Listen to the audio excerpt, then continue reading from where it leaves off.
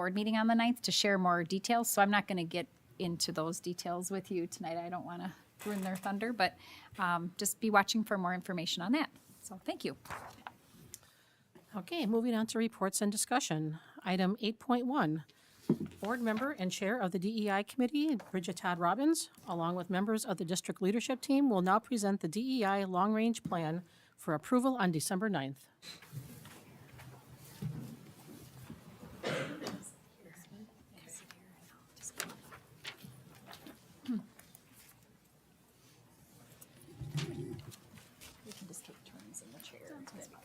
All right, well, thank you. I am privileged to be able to kick off this presentation tonight.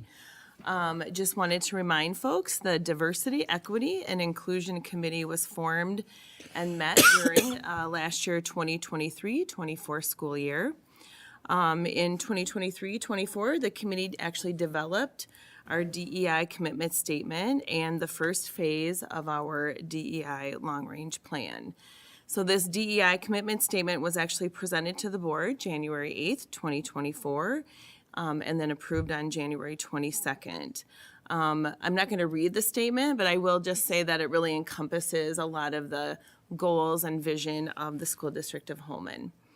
Then on May 13th, 2024, the first phase of the proposed DEI long-range plan was presented to the board.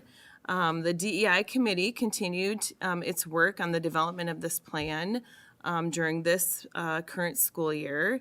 And the action items, as you can see on this plan, now have a metrics with a timeline based on our school district dashboard.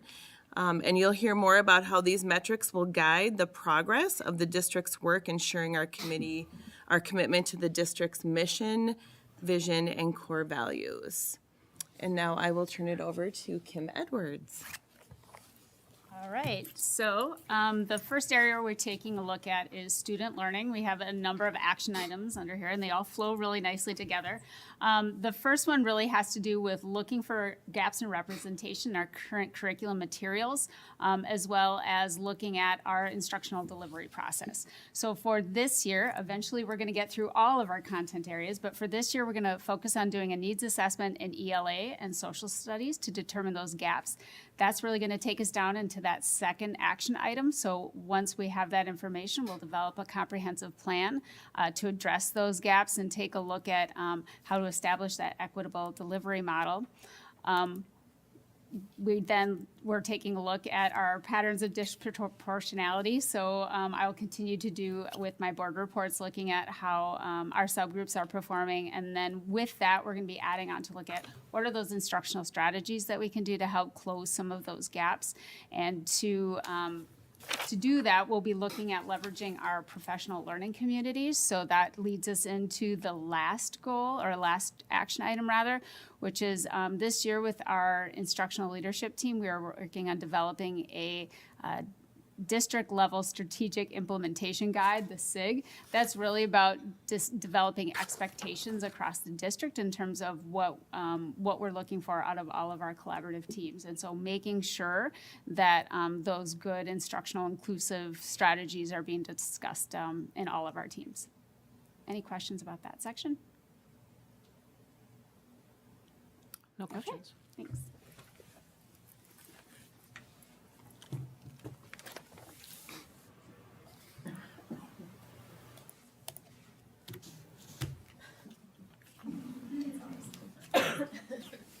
I'm loving the new mouse this evening. Hi, I'm Julie, and I am here to present the fiscal focus area for the DEI long-range plan. The action item under fiscal is, it looks like a short one compared to what Kim just brought forward, but it is to allocate budget resources to fund DEI initiatives, curriculum, ensuring financial support for these efforts, and fostering a more inclusive and equitable environment. The metrics is really to just review progress and monitor the goals of the other focus areas so that we can determine financial support necessary to make progress in each of those goal areas.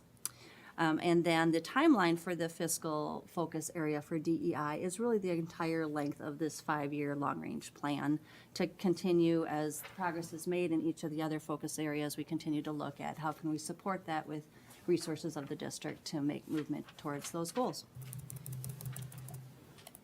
Okay, don't do that twice, Julie.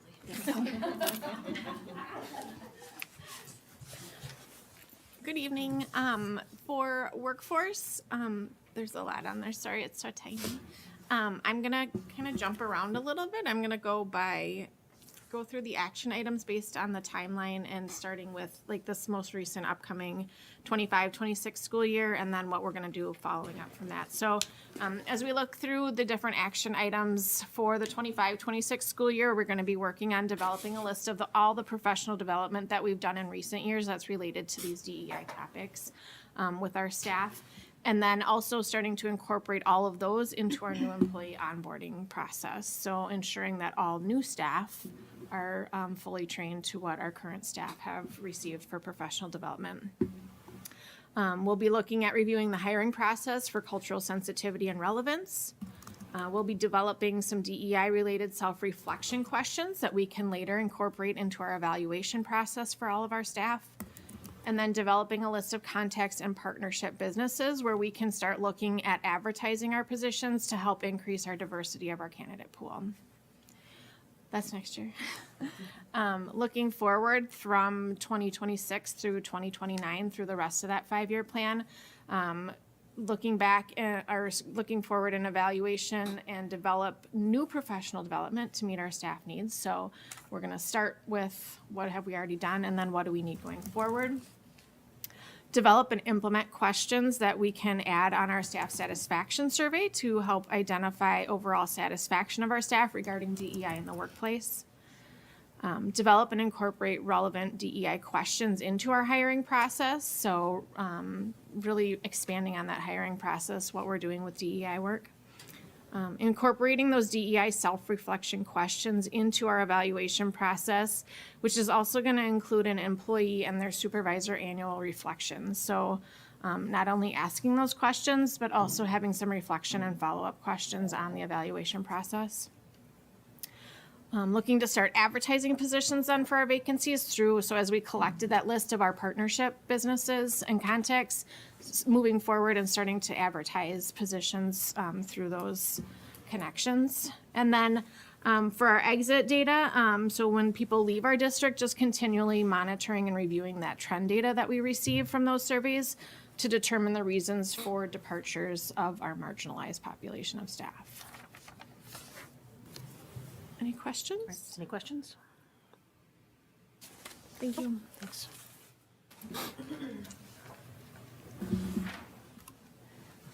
Okay, I'm here to share about the community engagement focus area.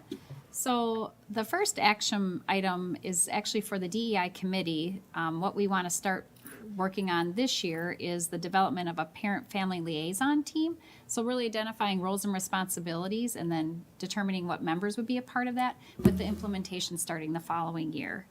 Then the next action would be to identify community-based partnerships with diverse communities. This would start next spring.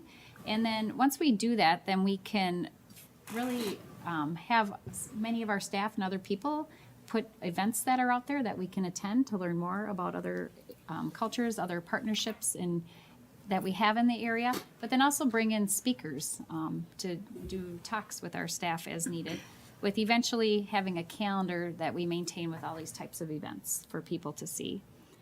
And then the next action item is really we want to reach out and learn from our families, like what holidays and what events are important to them, and do this through a survey that we would put out in the fall of 2026. And then from that, we would develop a comprehensive communication plan representative of these celebrations that are important to those that are a part of our school district.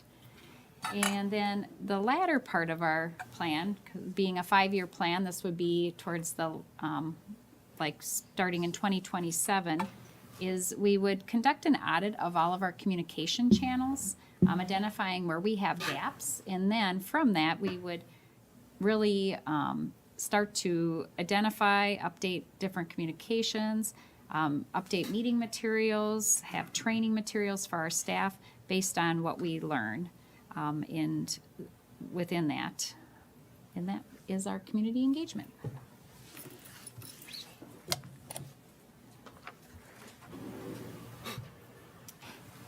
All right, health and safety. So just to start talking about our first goal is to cultivate a welcoming and respectful and anti-racist school culture. Oh, sorry. That models behavior centered on equity, inclusion, psychological safety, accountability, and commitment to belonging for students and staff. And so under our first action item is to create an inclusive social emotional learning curriculum designed to address the diverse needs of students. And in order to do that, we're going to start with our elementary population, so working on pre-K 5, completing the scope and sequence for essential standards. We're currently in that work right now. Jennifer's leading that work with her team. Then we'll move on to the middle school. So this part kind of functions like Kim's curriculum review. So we're studying and then learning, writing the essential standards, and then implementing after that. And so as you can see, the timeline adjusts for elementary, middle, and high.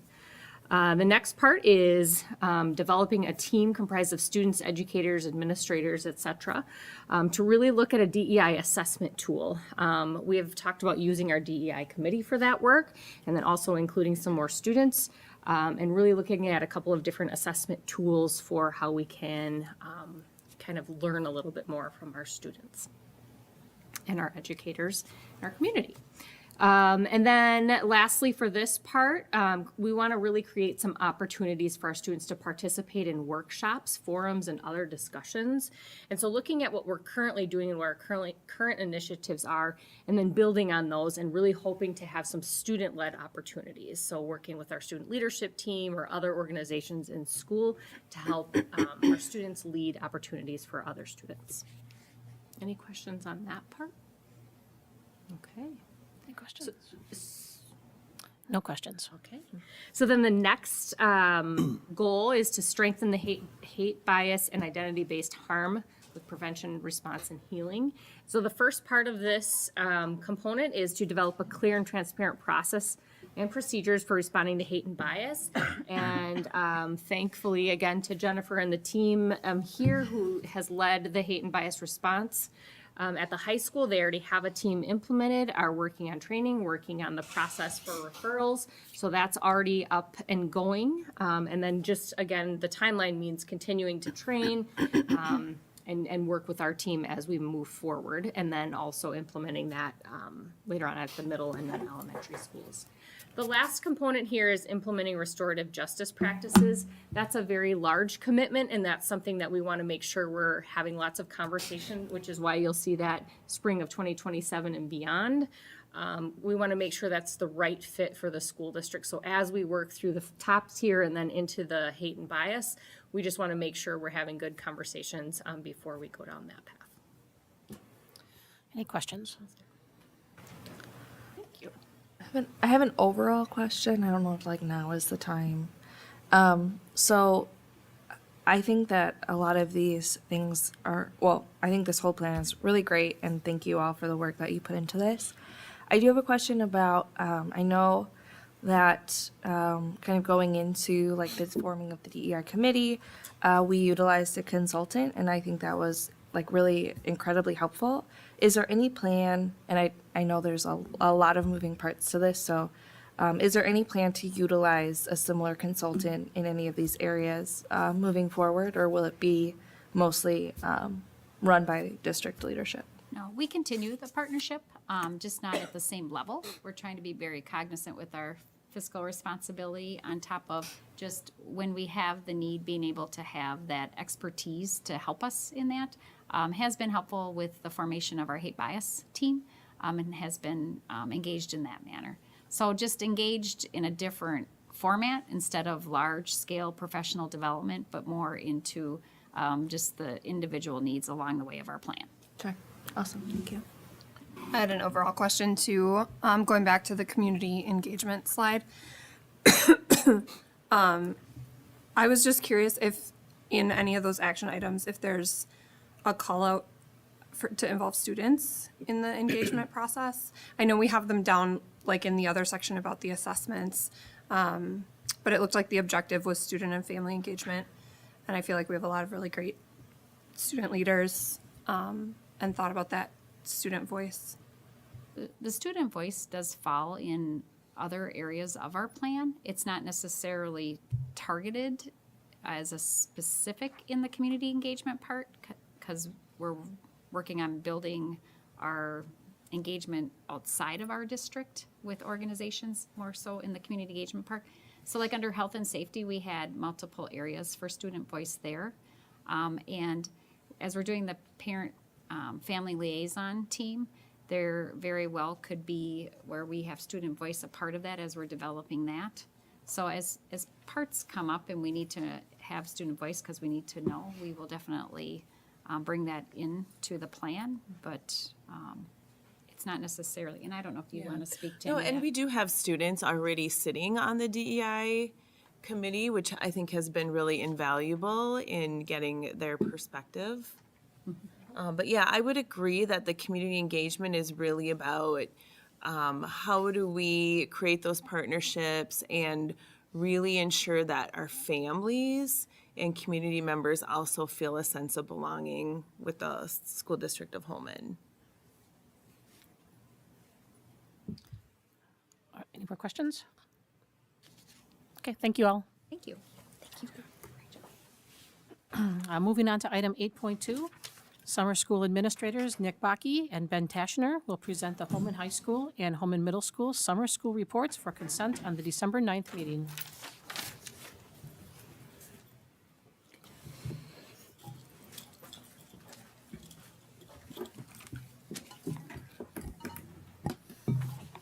Awesome.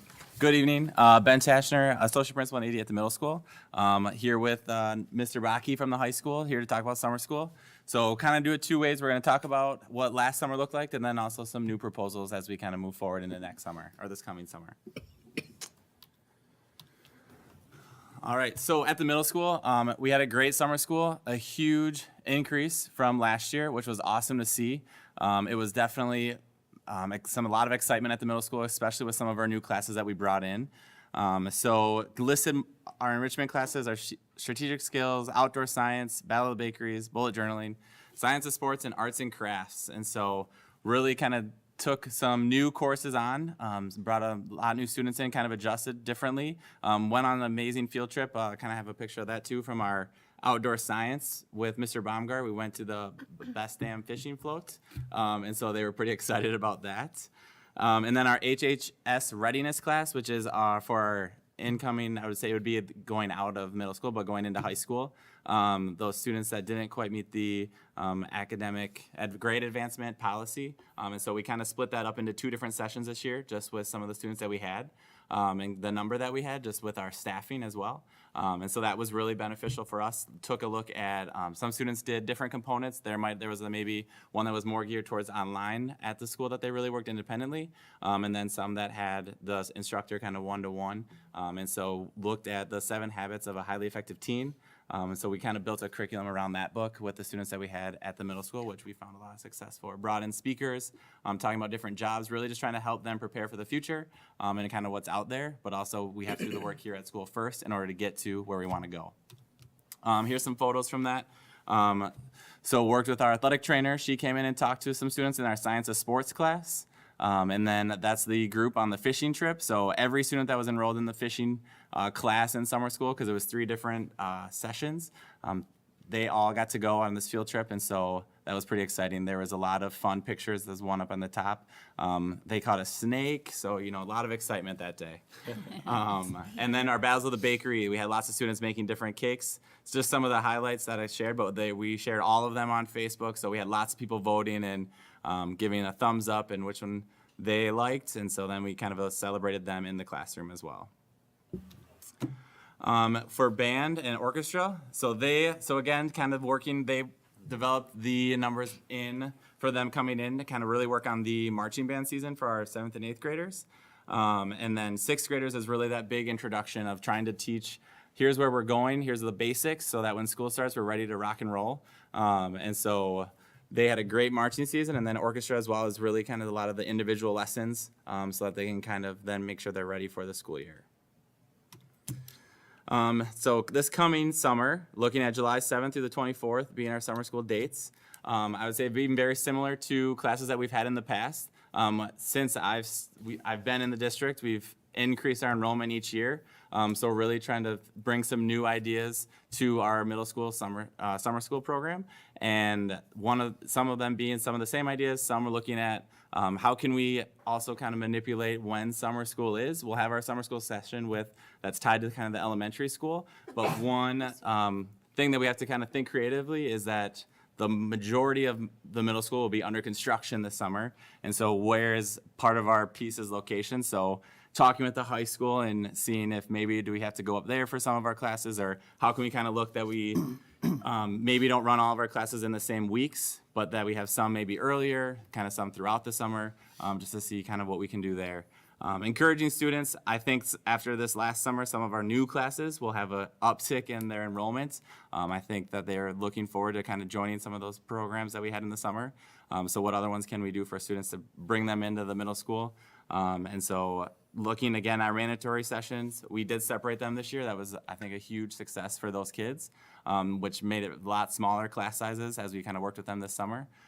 So looking to kind of keep that again, what those components are for those students that are going into high school, and then just really kind of coming down on what our location is. So working with Nexus at the middle school on what does it look like, what areas will I have available, as I know the majority of the middle school will be under construction this summer, and no gymnasiums. So, just a little bit of some roadblocks, but we're working through it.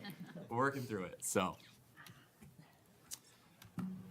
So from a high school perspective, some key highlights. We had about 580 students participate in some shape or form of the whole high school program. Our four-year average is about 552.3, so an increase of about 30 kids last year on average over the last 4 years, and that includes the 580 in that 552. The other big celebration that we can both kind of share collaboratively here is the inclusion of a summer school weight program. I'll highlight that a little bit later on, but there is certainly some positives to speak on behalf of that. A couple of reflections. One of the major, or not major, but one of the things that we came across this summer was that the Department of Instruction, once 2020 came out, when we kind of started going to virtual options of things, which we typically were always in person. When we pivoted to virtual options, they kind of released all of the regulations that high schools or school districts operate under in terms of offering virtual options for students. This past summer, they started rolling back those regulations. And so ultimately what that did was, if we have students who are our students, but they do not live within our district, they were not able to take online classes because of just regulations that the Department of Instruction put into place. So what we did is we came together, we worked with those families, and we came out of some solutions to allow them to still have access to those courses. And we just kind of shared and had conversations about where they access those courses. So as long as they came into the school district boundaries at some shape or form, then we could qualify them to be able to take the courses. So they weren't any new students, they were Holmen High School students, but we did have to kind of work through that a little bit to make sure that we were kosher with the Department of Instruction. The next couple things, we have shifted to a new master schedule at the high school. And so as a result, historically, a lot of students, especially our incoming freshmen, have been, I'm going to say, somewhat told or communicated that they need or should take a summer school class in order to be able to have a study hall.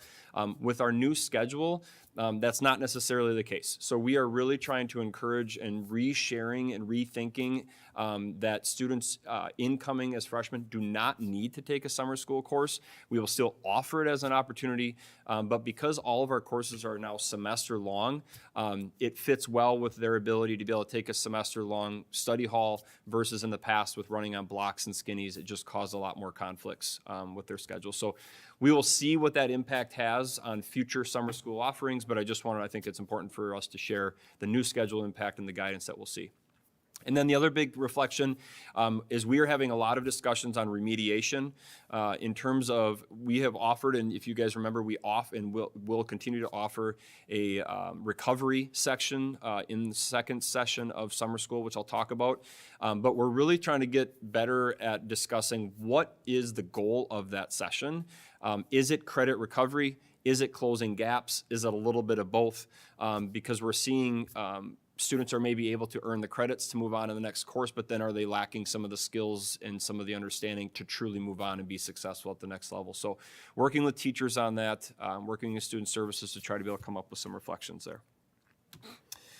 So in regards to session one, this is our academic choice. These are options for students. Highlighting there, we had 304 students sign up for courses, that increase of 21 students last year. Students averaged 0.47 credits per student. If every student had it, it would be 0.5, so we were very successful. One of the pivots that we did notice that we had less numbers of incoming freshmen selecting US 3. We had less than 10. So we just chose to cut that section and then add in another section of economics, which was actually highly requested. So we just reallocated FTEs to try to be responsible with what we have for offerings and what student choice really drives.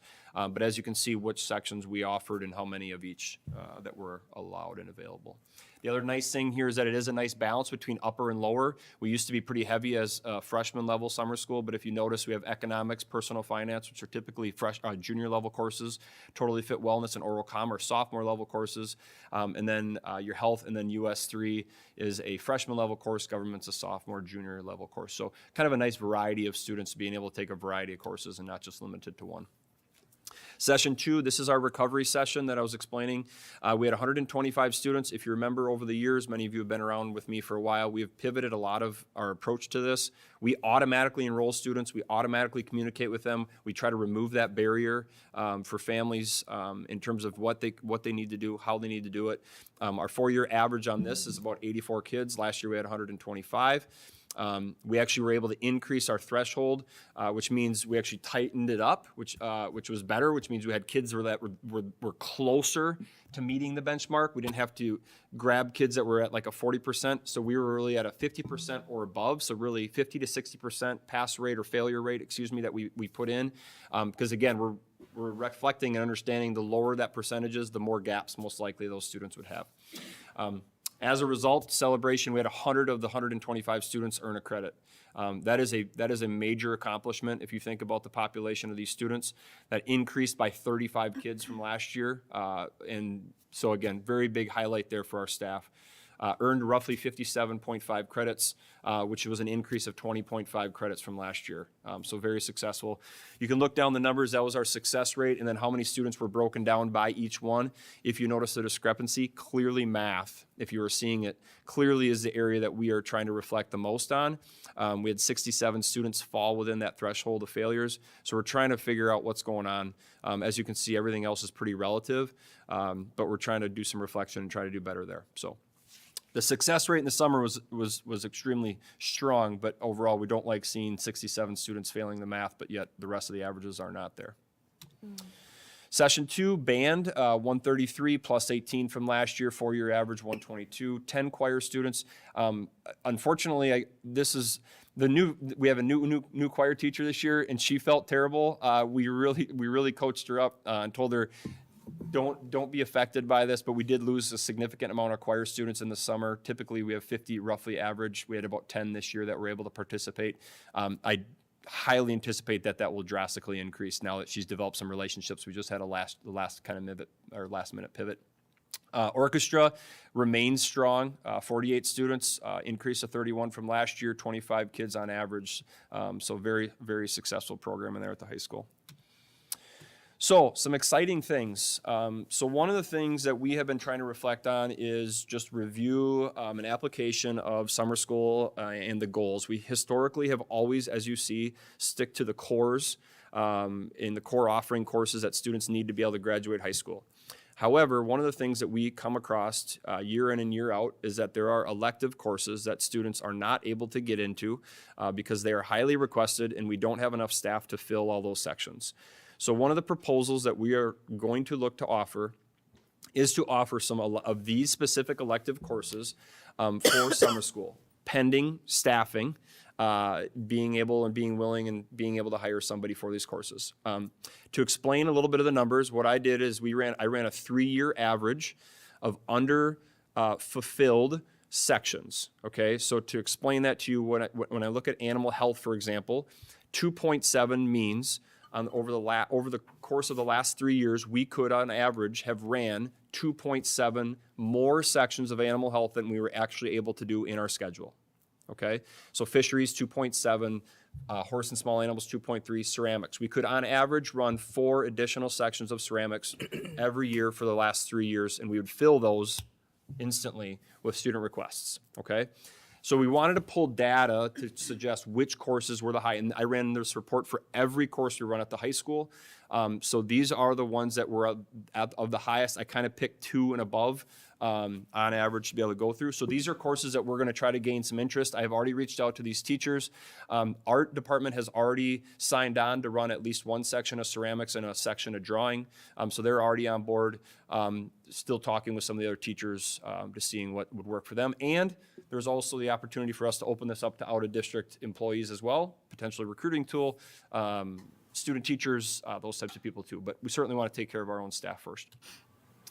CTE, that department obviously, as you can see, is highly requested, and we are, just not able to fulfill all these needs for students. And so again, there's all your averages just to share with you all the courses that we would potentially propose for the summer as an elective option. So now a little bit of a pivot. For those of you that do know or do not know, we ran our strength and fitness program through the summer school this summer. The School District of Holmen partnered with Three Rivers Performance, which is I'm going to say a universal universal strength fitness program. It's not specific to athletes. Anybody can participate in this. All students in grades 3 through 12 were allowed to be able to sign up for this. There was no cost to families. And some positive benefits is that it's consistent programming. So no matter what grade level is happening, there's consistent safety happening. There's alignment to in-season and school year programs as well. So Three Rivers Performance also comes in during the school year to help train our athletes and people who want to be able to perform higher and at a better level. So their summer was really a preemptive plan for the future development of their growth in season. Anything else that you want to share in regards Well, I to would that say program? that was, and we have it at the middle school as well in the mornings. So I know at the high school it's after school and in the mornings, I believe. And at the middle school it's in the mornings. And so one thing that we've noticed is from this summer school program as well, and was involved at the middle school during our session, the 3-week session. I think we have between about 35 and 40 kids that show up every morning at 6, Tuesday through Thursday. And so they are dedicated to being there. These are some of the numbers that we got last year. As you can see by the grade bands and the breakdown of students being able to do things. I think it's important for you to note that these are all individuals that are certified and trained in sports fitness. So these programs are very age developmentally appropriate. So you're not seeing a 3rd grader going and squatting. We're talking, so body mechanics, those types of things. But I think it's just important for people to know what we're trying to be able to get them to do. At the high school, we had 254 students. We had over 400 kids sign up. Even more kids wanted it, which is what we're going to try to highlight here in the next thing about trying to be able to expand the program for the summer. So 2025, so this summer, we would like to try to be able to expand the opportunities for families and students. We saw a very high interest. It was an extremely short window of communication that went out to families, and almost by the time the button was hit send, they were full, and we were already at capacity. So Mr. Luloff really deserves, and Mr. Tashner deserve a lot of credit here, partnering with this company and trying to be able to figure out how we can expand and make this more opportunities for our families. So currently, this is what the current sessions are. So if you look at the high school, they offer those 4 different sessions. Those are the time periods, roughly 75 minutes, 3 through 8. We are right now looking at 80 students per session. We're looking to hopefully increase that by 20 per session. And there's 40 to 50 students in the weight room, and again, increasing that by 20. And we didn't really know what we didn't know at the year prior. So they've talked and partnered and said this is kind of where our capacity would be to be able to add that many more students in each of those sessions, and potentially looking at maybe even adding some more additional sessions as well outside of those time periods. Obviously, an expansion would hopefully be able to help then us be able to have better communication with students and families so that they can sign up, more opportunities for people to be able to join. One of the things that we would be looking at is most likely looking at some type of a tiered commitment of enrollment. What I mean by that is it's a 7-week program. We really want people and families to sign up that those are going to be committed, right? So if they're going to show up and they're going to be there for 5+ weeks, they know they're going to be there. We want to try to somewhat tier that out to make sure that those guys, those students or those athletes get spots versus someone that quite doesn't know if they're going to be able to show up and they have 3 weeks of vacation in June and they're not going to be in there July. So we don't know how that's going to look, but we want to try to make sure that we're not telling somebody who we know is going to be committed not to be able to come because somebody else is taking the seat, if that makes sense. What does it look like? Not exactly sure, but that it's something we're going to look at. And then the other thing, I think that because of this decision to be able to run this through our summer school program, it is allowing the funding for this expansion, right? So because we have students in the seats and we can be able to make money back off of the summer school program, that helps us support really expanding opportunities for our students and our families in this district. Additionally, I think it's really important to note, we were the first leading this charge in doing something like this.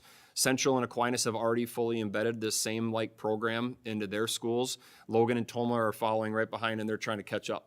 So this is something that other schools are taking a peek, and right now they're in the rearview mirror of us. But it's certainly something that other schools have noticed that this is awesome that we're doing this. I think that's all I got.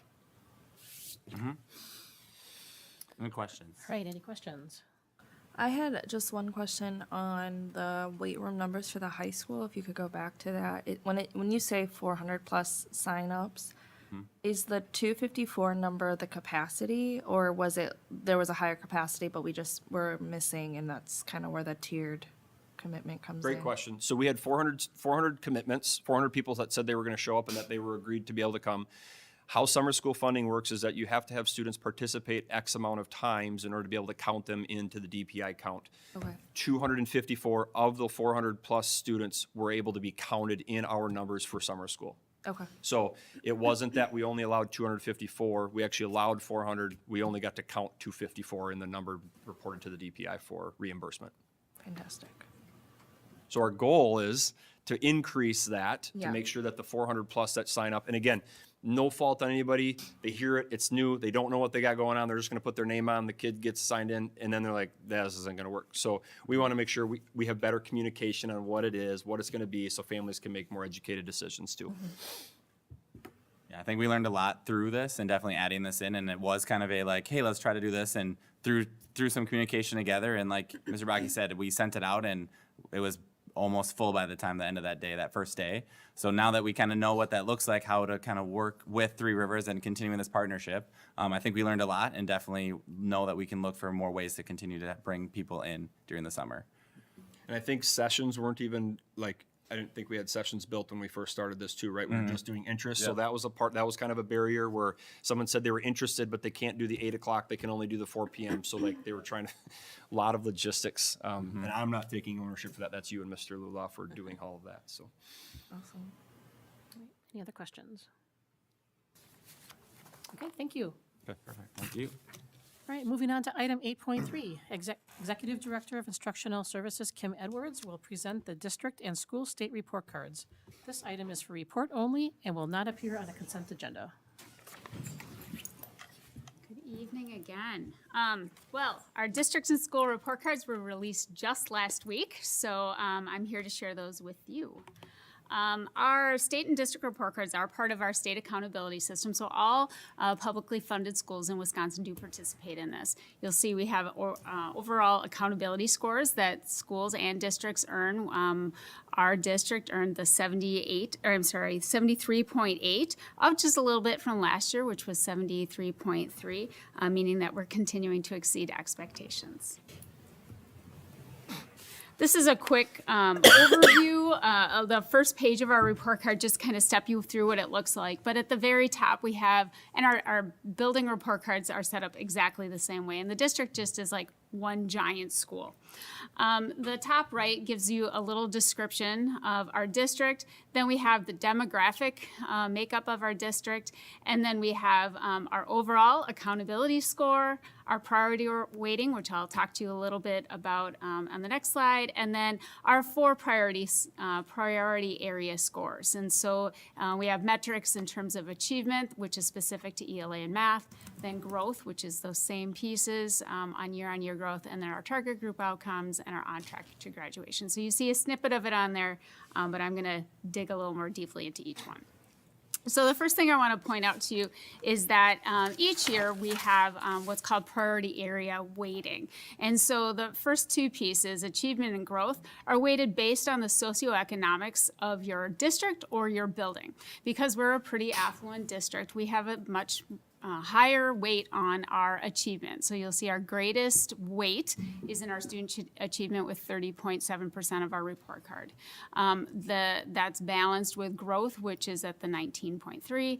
Then divided equally, that last 50%, 25% each on target group outcomes, and then on track for graduation. So each building will have a slightly different weighting on this as well. When we look at student achievement, that's all those scores that I showed you last time in terms of proficiency on our Wisconsin Forward, our pre-ACT Secure, ACT, and DLM. The next piece is student growth. So what we do, this is a value-added measure, and so what they do is they look at our students and how are we growing from one year to the next, similar groups of students. The next one is our target groups outcomes. This is like a mini report card for our students who performed in the bottom quartile on our state assessments last year. So they will then also get an achievement score, a growth score, and then absenteeism. And we're looking specifically at chronic absenteeism, those students who are gone more than 10% of the time, and then are we on track for graduation? And the final is our on track to graduation. So that's our graduation rate, which is an average of our 4 and 7 year graduation cohorts. Our attendance rate, again, looking specifically at chronic absenteeism across the district. And then we have these two additional, I shouldn't say additional, rescored areas because they're considered developmental milestones. So then you'll also check in on how is our 3rd grade ELA achievement and our 8th grade math achievement across the district as well. So looking at achievement, you'll see that we earned a 68.2. All of these are on a 100-point scale. You'll see the dark blue is how we scored as a district, and the lighter blue is against other districts in the state. So you'll see in both ELA and math, in terms of proficiency or achievement, we are outperforming the state. When we look at growth, again, this is that year-on-year growth on our state assessments. You'll see that in English language arts, we're performing the same in terms of growing students as our peers that are across the state. And in math, we actually are growing our students a little bit better than the average of the state. When we look at target group outcomes, this is our second heaviest weighting. Target group outcomes and on track for graduation, I should say, are our second heaviest weightings with 66. So this is definitely an area of need for us in terms of how are we supporting those students who scored in that bottom quartile last year. Knowing that 66 is considered typical growth, we are just making typical, and we know that if we want to close gaps, we need to do a little bit more than that. When we look at on track to graduation, this is where we truly shine, 92.1 out of 100. By and large, our kids show up and we have really good graduation rates, which is really exciting. And then looking at 3rd grade English language arts, you see that we outperform the state pretty significantly, as well as in 8th grade mathematics. So that really helps to pull up our on track for graduation. So, as I mentioned, each of our buildings then also gets an overall achievement score, and we have a lot to be proud of in the School District of Holmen. You'll see that all of our buildings either meet or exceed expectations. So again, we exceeded the state in ELA and math in terms of achievement, and are on track for graduation rate. We're above the state average in all of those areas. And then our growth is exceeding the state in math as well. Very similar to the things I reported out when we went through our Wisconsin State Assessment System, how we serve our students who are in some of our subgroups, we need to take a look at, as well as how are we focusing our efforts around those students who last year performed in that bottom quartile and would land in that target group area. So making sure that we have supports in place for those students. And then, as always, we are always looking to increase our proficiency in ELA and math, and actually all content areas for all of our students. So we're doing well, but we know this is something we want to continue to work and grow on. So pretty exciting this year. Not only do we continue to score in the top of the MVC when we look at our overall district score, but we also moved up to third in our peer districts as well. So making nice progress there. Like to point out, back in 21-22, we had a different peer group. So but you can see that we're making good progress in being a leader with those districts that are most similar to us across the state. And then all of this is, if you'd like to dig more deeply into the report cards, either our district, any of our buildings, or any across the state, this is all obviously public information, and it's found on the DPI website, listed there through the Office of Educational Accountability. We also list all of our excuse me, individual report cards and our district report card on the Instructional Services website, and I'm also always available to answer any questions as well. So, any questions on that? All right, any questions? No questions, thank you. Thank you. All right, moving on to item 8.4. Director of Safety and Student Services, Jennifer Gimmer, will now provide the annual school safety plan report for consent on December 9th.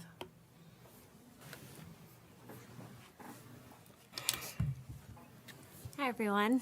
So today I'll be going through our district safety plan review.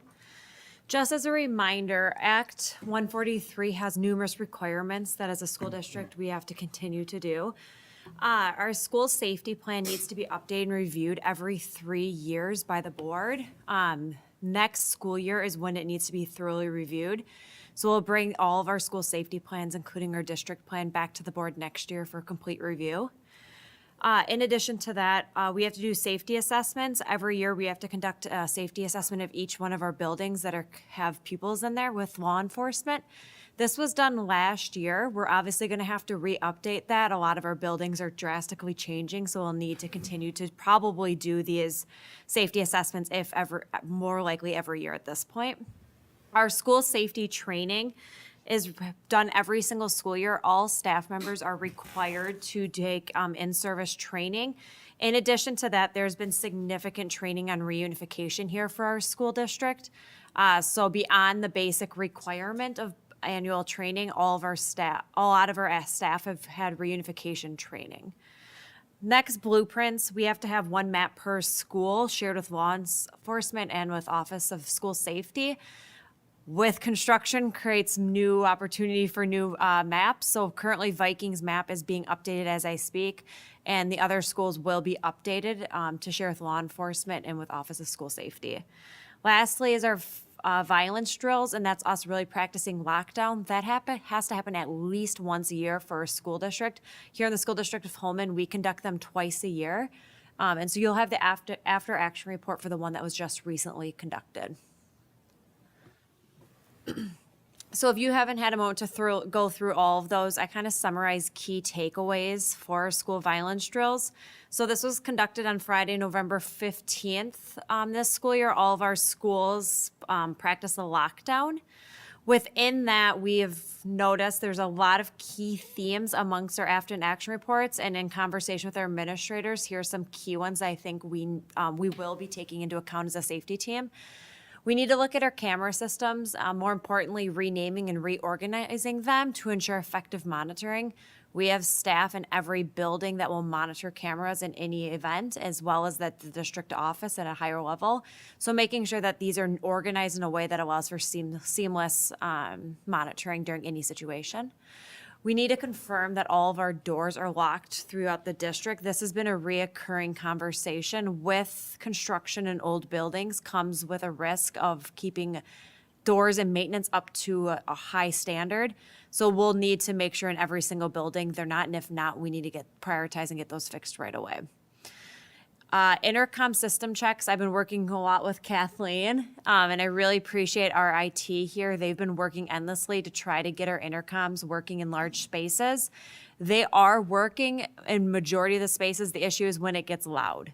It's quite hard during PE or outside to be able to hear these. So thank you for the IT department for really working towards that, because that's a lot of work and they've really kept up with all the requests. Another common theme was staff awareness around our standard response protocol, but most specifically with our EAs. We're really good at training all school staff, but wanting to reinforce that our EAs feel comfortable and know exactly what we're expecting of them, especially EAs that are working with our most vulnerable population, such as students with disabilities, that they're comfortable in knowing what is expected. A common theme, and this is something that we're definitely going to discuss as a safety team, is practicing one of these lockdowns during an unstructured time.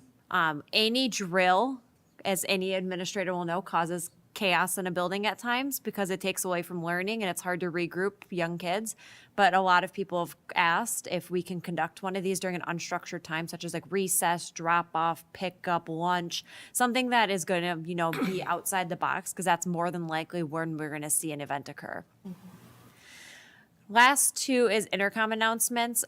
We've reinforced and keep reinforcing, but we need to practice. Anyone in our school district can enact a standard response protocol action over the intercom, and we encourage to. That will help delay any action that may need to take place. So just making sure all of our staff are comfortable using the intercom system, because they are different depending on which building you're in. And lastly, a common theme I've seen is wanting collaboration with our local law enforcement. All of our Holmen police officers are invited, HPD is invited when we conduct these events, but wanting to encourage them to be present and participate with us.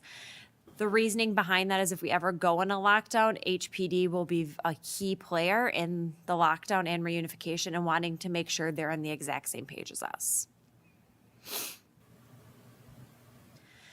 This is going to be a review, but we do have some updates, so I just wanted to go through there. I did set, you guys should all have access to our school safety plans for each building, and I just kind of wanted to go over what is in each one of those plans and kind of the why. It's really focused on the best practice of prevention, mitigation, preparedness, response, and recovery. Here in the School District of Holmen, areas of prevention, I would say, is a huge strength for us, and something that we keep striving to add on. Our school counseling curriculum and our social emotional learning curriculum are both being updated this school year and will be updated as the years come. Our school counselors recently attended an ASCA training at CISA-4 that was highly impactful, and will continue to attend that for the rest of the school year. They're collecting data as a part of their curriculum cycle and will be updating their curriculum to make sure it's relevant and current to our student population. Other areas is school connectedness. So as you just heard, there's a lot of clubs and sports that get our students involved. That's how we prevent and help build connectedness. We have a lot of mental health supports and services and continue to try to expand. Most recently, we're developing that partnership with the Boys and Girls Club. While it's not direct mental health support, they're offering family and services for our students who are BGC members. And we're continuing to outreach for school community partnerships. It takes a village, and we're really striving to create beyond our school walls supports for our students. Some mitigation is we're continuing to use Stop It, and it's highly used by our students. We're seeing a high use at the high school level. Middle school is not as high of use, and elementary is not as high as use as well, but we continue to promote Stop It. A new mitigation that we implemented this school year is LineWise Monitor. This is replaced of Gaggle. The purpose of LineWise is really to monitor and alert any school official, not any administration school official, when there's an immediate risk to the safety or well-being of a student. That is the purpose of that. We continue to do threat assessments. We practice all standard response drills, and we hold tabletop exercises and debriefs at a school building level, but also as a district level. When we look at preparedness, our district safety team is leading that work alongside each building, has a building safety team that they make sure that everyone is prepared in the building for any event that may unfold. In addition, we have medical response teams, or known as MRTs. These are teams comprised of medical professionals, also mental health administrators, that are responding to any medical event to help support that individual, but also make sure that we are well prepared as a district. We have a crisis response and recovery team. They're really working on making sure that we're prepared for any major crisis event that were to occur. And lastly, we have a reunification team that has been working hard the past few years, which I can get into in a little bit. Our response as a district, as you know, is our standard response protocol that we use. And our recovery is, like I shared, is our district response and recovery team, and also our standard reunification method that we're using. Coming soon, as Jill you shared, you've heard, is our hate and bias response team to add to this list. We really are looking to add on to this recovery piece, as this is an area of need, and also it will help with that belongingness as well. When I came to the board last school year, I shared our goal as a safety, a district safety goal, and that was really focusing on reunification. And this school year, in August 2nd, we were able to hold a live exercise at the Omni Center, which I think is a huge highlight that I just want to kind of take a moment to thank everyone who participated that and even observed or came to support. It started to be the original purpose was going to be a small scale small scale exercise, and quickly it turned into a community-wide event. But I think that's a huge celebration for not only our district, but our community, of highlighting the importance of school safety. And we quickly learned that it takes a community-wide effort to have a reunification. And so we're continuing that work. So just thank you for everyone who helped, because that was a success for our district. So now next steps, hopefully I can come back in a year and report on all the outcomes for this, is our goal in the area of school safety is to achieve 80% favorable in the emotional regulation for Panorama SEL survey. As we know, students who can regulate their emotions are less likely to need any mental health support, but also less likely to ever display any acts that would require a school safety response. Last, we're looking to develop a more meaningful way to assess students feeling safe here at school. That is something we're looking to target, because it's beyond just asking, do you feel safe? That's a lot to unpack. So looking, how can we effectively measure that amongst our students? In addition, key highlights this school year is we're establishing a hate and bias response team. And from working at the reunification, we're looking to collaborate with neighboring school districts. Right now, we have 3 school districts that are developing a tri-chair partnership with us, that we're cross-training all of our employees. Last week, another school district reached out and asked to join our team. So like I shared, it's getting big, but it's exciting to see the partnerships that are being developed. Any questions? I have one just out of curiosity. You'd mentioned the training for the EAs. How does that work with folks who are substituting for various positions? Yeah, so all substitutes are briefly trained on standard response protocol. But when it comes to like that more in depth, they're really following then our safety plan and the teacher safety plan that we have in each of the classrooms. So broad overview. Yep. Any other questions? I had a question on the intercom functionality. So it sounds like that's a big issue. I don't know how many large spaces that's an issue. Do you guys have a solution for until that gets resolved, or do you have a solution, something you're working on immediately to get it resolved? Or So our schools with construction are a different ballgame. So I don't want to speak just for the middle school, but for an example, for the middle school, they're having to use walkie-talkies to communicate in areas where intercoms are not being working, to make sure they're updating staff for safety events. So that's an example. Buildings that aren't in construction, I think the IT team has done a phenomenal job of getting in there within a week to fix. When we got these live action reports, I was chatting with Kathleen saying, FY, we got them today, and her team was already up and at it working on those. So buildings that are not in construction, we're fixing right away and problem solving. Construction buildings are unique of how we're able to do that. Yeah. One of the new features that we're adding within our construction is a light that will alert also, so that you know there's a announcement that is very important that you need to take action to. So with the new construction. is it the quality of the sound or the volume of the sound? If kids are in gym being loud, how do they? You're saying it's hard for them to hear. It's a mixture of both. So again, it kind of depends what building. So an example of one of our elementary schools, it was difficult for them to hear. And in conversations with our IT department, we suspect the volume was not all the way turned up. We've had that issue at other buildings that we're able to resolve through a lot of practice when students aren't here, because it takes a while to get the perfect volume. But yes, the flashing lights, thank you, Dr. Mueller, for mentioning that. I think that will be a huge asset for our district, because that not only benefits large spaces, but also accommodates anyone of deaf and hard of hearing. Thanks. Any other questions? Okay, thank you. Thank you. All right, moving on to the consent agenda. For the consent agenda, the board has been furnished with background materials on each item or has discussed it at a previous meeting. These will be acted upon with one vote without discussion. Would any board member like to pull an item out of the consent agenda to be discussed and or voted on separately? I would entertain a motion to approve the consent agenda as provided. So moved. Motion by Chris, Second. second by Khadijah. Is there any discussion? Hearing none, all those in favor of approving the consent agenda, please signify by saying aye. Aye. Those opposed, nay. Motion passes.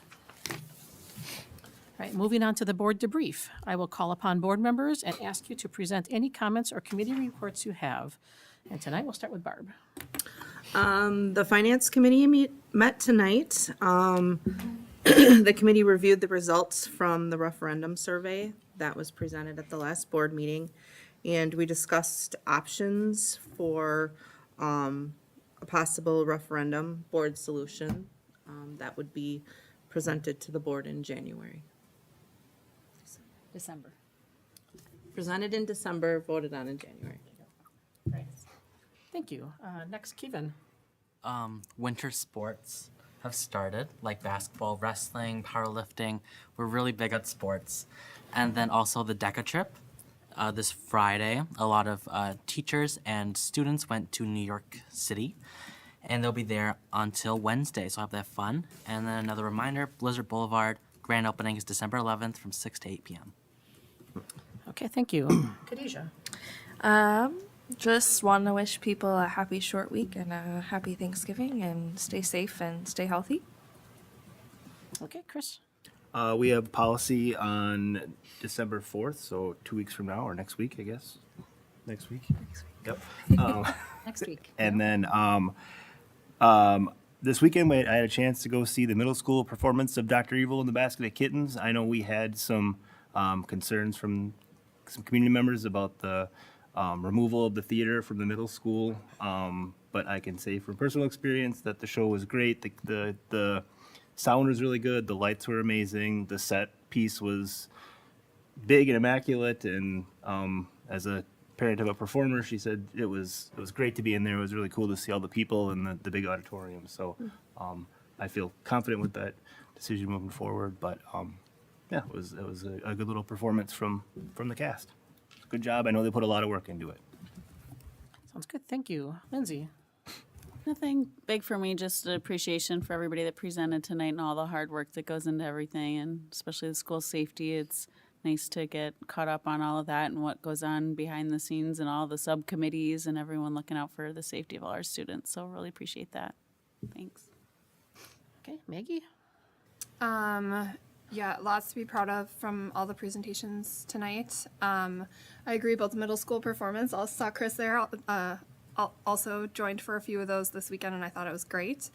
And then I don't know if all the board members had this experience, but I heard from a lot of people about school boundaries, and just want to thank folks who reached out and shared their thoughts. The main thing I heard from families, though, was like, yeah, we know it doesn't make sense right now. So I think while people had questions and concerns, the main thing I heard was that people understood why it was happening. So thank you to everyone who shared feedback. Okay, Bridget. Yeah, unfortunately, I was absent 2 weeks ago when the DEI committee met.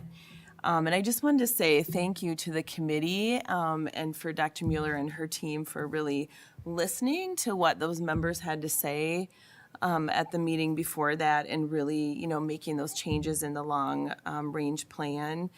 And just wanted to acknowledge that, there's no question that our district is has tremendous academic and extracurricular success, and we have many high achieving students, but it was apparent tonight when we talk about, the thoughtfulness when both of you presented, the summer school information and your thoughtfulness around, credit recovery and maybe the opportunity to expand those electives for students who might not have those opportunities. But I think that's so appreciative when Kim talked about, really acknowledging those target groups that we continue to have to wrap around, and then really just thinking about the hate and bias work. And as a parent who has both, middle school and high school students and who's had kids in our district for many years, I've just really witnessed a shift in how administration is responding to incidents with more really wanting to hear student voice, really trying to embrace those restorative practices. And I just wanted everyone to know that it's like I notice it, and I know that other families notice it, and it's very, very appreciative, and just really wanted to acknowledge all of that hard work. So thank you. All right, thank you, Bridget. I just want to say thanks to all the presentations tonight. Everybody did an excellent job. And I also want to thank Sand Lake Elementary for inviting me in to read to a couple classrooms this last week. That was fun. Okay, moving on to item 10.3. The board has been provided notes from the October 14th DEI committee meeting, so please take a look at those. Also included in the board materials was a copy of the Type A election notice that will be published in tomorrow's La Crosse Tribune. And lastly, board members have been provided with the board self-evaluation. So please complete that evaluation as soon as possible if you haven't already. For our upcoming board meeting schedule on December 4th, there is a policy committee meeting at 5 p.m. On December 9th, there is a board meeting at 7 p.m., and that will be our only regular board meeting of December due to the holidays. On January 13th, there's a DEI committee meeting at 5 p.m., followed by a board meeting at 7 p.m. On January 15th, we will be having a community session to talk about the refresh of our strategic plan for the next 5 years. And then on January 22nd through the 24th, we have the State Education Convention in Milwaukee. Is there any other business that needs to come before the board at this time? If not, I would entertain a motion to adjourn this meeting. So moved. Maggie has moved. Okay. Bridget? Yes. Has second. To adjourn this meeting at 8:09 p.m. Motion carried. Is there any discussion? Hearing none, all those in favor, please indicate by saying aye. Aye. Those opposed, nay.